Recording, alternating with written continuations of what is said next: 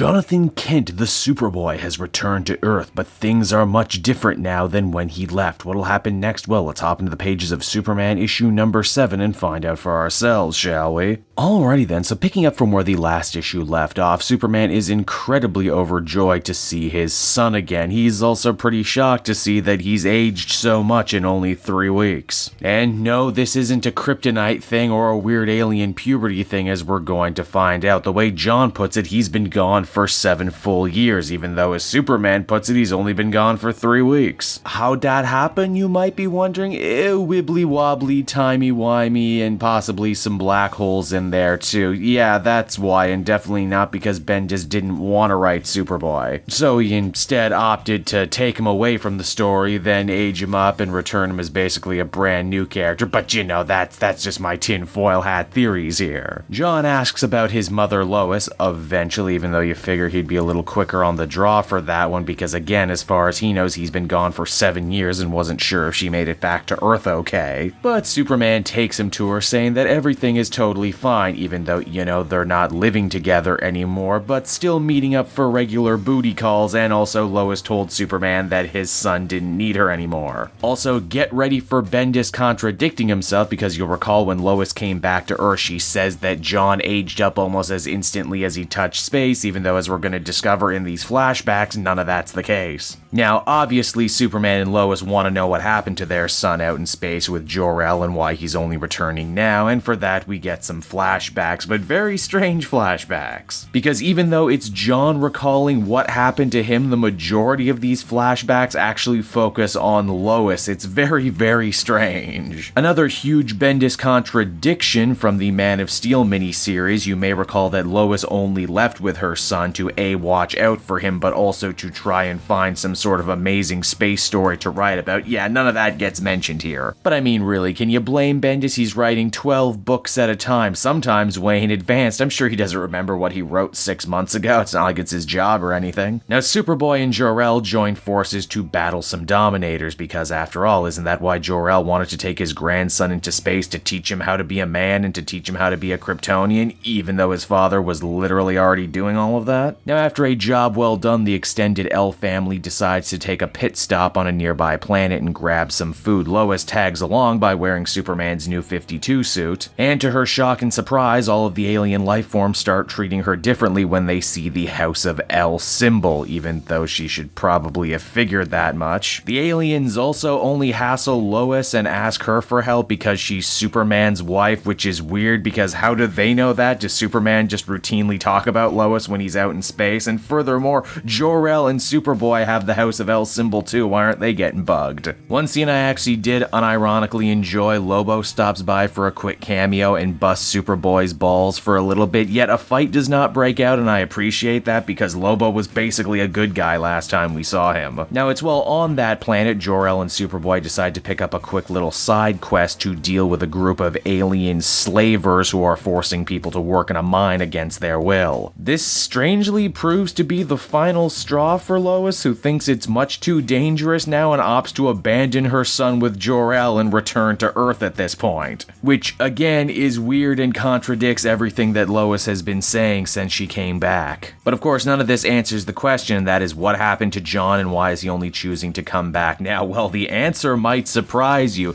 Jon Kent, the Superboy, says, you know what? After hanging out with Grandpa Jor-El for 7 years, I've come to the realization he might be crazy. He might be evil. No, really? What was your first giveaway? Was it the fact that he was working for Dr. Manhattan? Was it the fact that he tried to blow up Metropolis with a death cult? Was it the fact he tried to kill your dad? You were there for these things and you still went with him for no reason. And it's on that infuriating note the comic comes to a close. So that was Superman number 7, everybody, and it explains the lost days of Jon Kent. And I mean, well, is no answer better than a bad answer? Especially when it seems like Bendis, to get these characters where he wants to get them in this story, they all have to be incredibly stupid and incredibly dense. It's also kinda weird to see the same man who returned Connor Kent Superboy in the Young Justice book age up the Jon Kent Superboy here in this story, essentially making the characters more similar than they ever were before. Bendis also still seems to be working under the incorrect assumption that Jon was mad that he wasn't accepted into the Teen Titans, even though if you read that story, they only didn't let him join because he wasn't a teen yet. And literally, that group ended up falling apart right after that ruling due to internal strife. Which again just adds to the boatloads of characterization and motivations that make absolutely no sense. Ultimately though, I'd give this one a 5.5 out of 10. It was disappointing, but it wasn't nearly as bad as it probably could have been. Hey there everyone, Cape Joel again. Thank you so much for watching to the end of the video. I hope you enjoyed it, and if you did, why not take a look at some of these other videos I have available from the channel. Then you can follow me on Twitter and Facebook at Cape Joel, so you're always up to speed on what I'm doing next. And hey, if you're feeling in a charitable mood, why not check out my Patreon page. Patrons get exclusive access to videos and content before anyone else, and you can do so for as little as $1 a month. So, until next time everyone, this has been Cape Joel, and I will be continuing to make more comic book videos that smack of greatness. Bye-bye.